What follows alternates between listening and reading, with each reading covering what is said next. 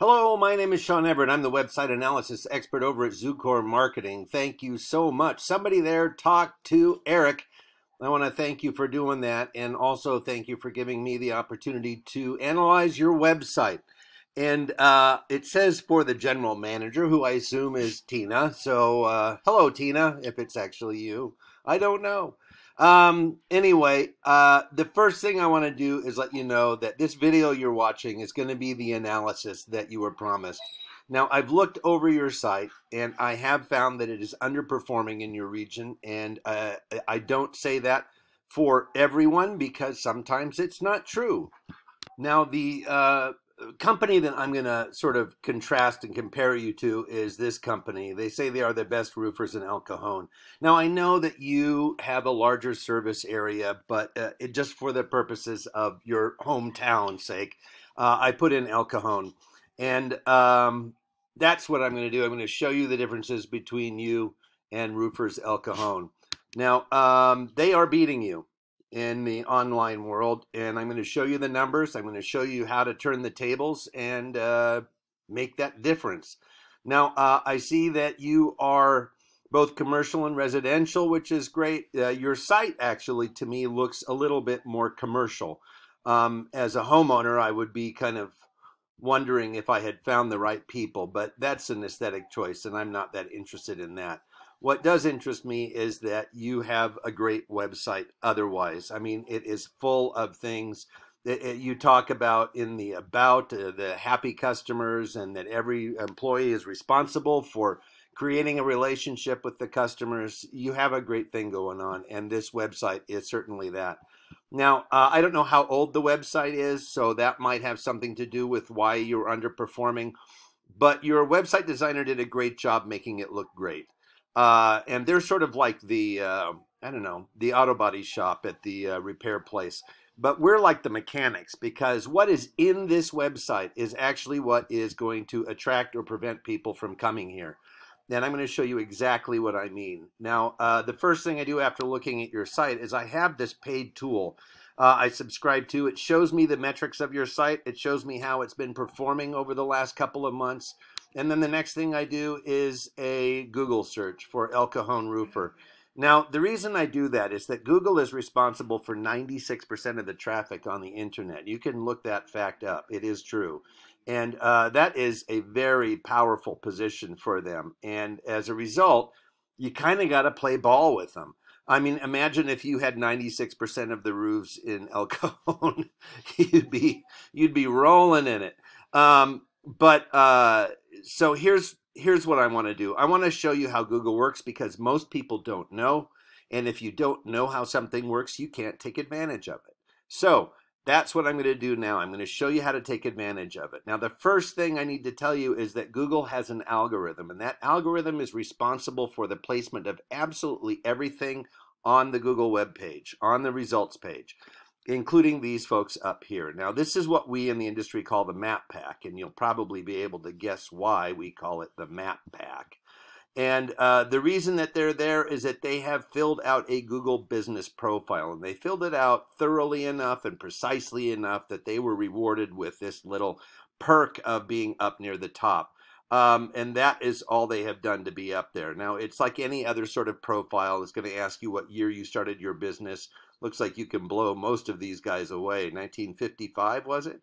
And it's going to ask you what your daily hours are. It's going to ask you to prove that it's your website, which is easy to do. There's stuff in your website that you can just send back to them and they'll know. And this is a great spot to be, because it is up near the top of a Google search. And being near the top of a Google search is money. Now, underneath the map pack, we have what we call the organic search results. And by the way, you can be both here and down here. Now, this is part 2 of what the algorithm is looking for, and there's only 3 parts, so it won't be long. Now, I've already shown you Roofers Cajon. They are the very first listing under the map pack. That means that they are the ones who Google has decided to give that spot to, and it's because they have a few things going on in their website, and especially in El Cajon. If I were to do this search for San Diego, they might not be up here because another website might have beat them out in the larger San Diego area. I don't know. But I do know that in El Cajon, they are #1 because here they are. And Google searches are not random. It's not like you're going to find a different result every time you log in. They're going to be on top until somebody else changes something inside their website to make them go to the top. And that's what I'm going to talk to you about now. Now I'm going to do something really fast. I'm going to take your website and I am going to copy and paste it into this word counter here. 613 words. I'm going to do the same for them. I have no idea what the outcome of this is going to be. 1,949 words. So what they have done is exceeded Google's minimum amount of words on the home page. Google wants to ensure that their search customers go someplace that actually educates them about whatever it was that they typed into that Google search. And whether that be for oceanography, for academia, or whether that be for a roofer in El Cajon, Google doesn't care. 1,500 words, they're not going to send their customers to a place that just has a couple words about this or that. So honestly, a larger home page would be in your best interest. And it's not that hard to add pages, add words. As you can see, this particular website doesn't really look laden with words. I mean, there's still interactivity, there's still photos. I mean, it's a nice way to present it. Now, this is how they hid a whole bunch of words. They have these that if you click, a bunch of words come up, and that is the way to get more words on your web page without having to change the look and feel of it very much. You add a few of these with questions, and then you have the answers in the click box. So that's just one way of doing it. Your web designer will have a lot of other ways to help you, obviously. Now, the next thing I'm going to show you is they are not all the same, the words are not equal. And so when you're getting your words, you're 613, you have 900 to go, more or less. Well, actually more, because you want to beat them. You actually want to get 2,000 words on your web page because you need to beat your competitor. Now, that's one of the reasons that they're up at the top, because all Google searches are word searches. So, yeah. Here's what they're looking for. They're looking for keywords. Keywords are words that come from your website and the website of every roofer in America, probably, because Google knows that when the word roofer goes in there, that even though somebody may have, indicated El Cajon, that they know that every roofer in the world, especially in regional, in the United States, has certain phrases and keywords in their website. Google extracts all those and finds out which ones are most prevalent. And the one that appears the most, the little phrase that appears the most from all of the different websites combined, becomes the keyword #1, and then the second most #2, and then third, and so on. Now, the algorithm does not know our language, so it just puts a lot of things in there that may look very similar to you and me. You have 123 keywords, and your competitor only has 23. Now, that doesn't seem like a good trade-off, but I'm going to show you what the difference is. Now, here are their keywords. El Cajon roofer, El Cajon roof repair. You can see all of these look very, very similar. But the deal is that the algorithm does not know the difference between roof, roofing, and roofer. It does not know the difference between company and companies. It does not know the difference between contractor and contractors. It just is looking for things in whatever order it was, they were found. And it puts things in order by that. Now, you have a great opportunity to zoom to the top because you already have more keywords than they do. So that's very much to your advantage. Now, the next thing I'm going to show you is backlinks. And backlinks is something that is important to have also. You have several backlinks here that are not working for you. This number of your referring domains, this number should only be about twice what this number is. It's hard to explain, but the referring domains, you could have more than one link back to your site on a domain. In other words, what I'm talking about is like Yelp. If you have your profile on Yelp and put your URL in there for your website, then there is a link back to you, and that's called the backlink. Now, 106 is great. There could be a couple of duplicates in there. They might have you listed twice, but this should only be about double this number, ideally. So you have a bunch of spammy backlinks, which Google counts against you. Now, I'm going to show you what they have. Again, they have a much different, much lower amount, but that is what Google is probably counting against you. They also have some spammy backlinks. As you can see, this number shouldn't be much higher than 20. But here's the difference. Here's the difference.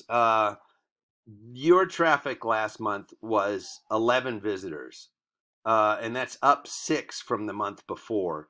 And their visitors were 61, which means that they had about, I don't know, what, 5 times more opportunity to get a customer from the internet.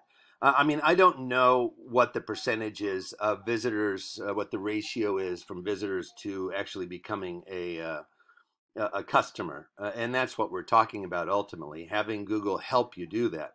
But I do know that 61 is greater than 5, or excuse me, 11.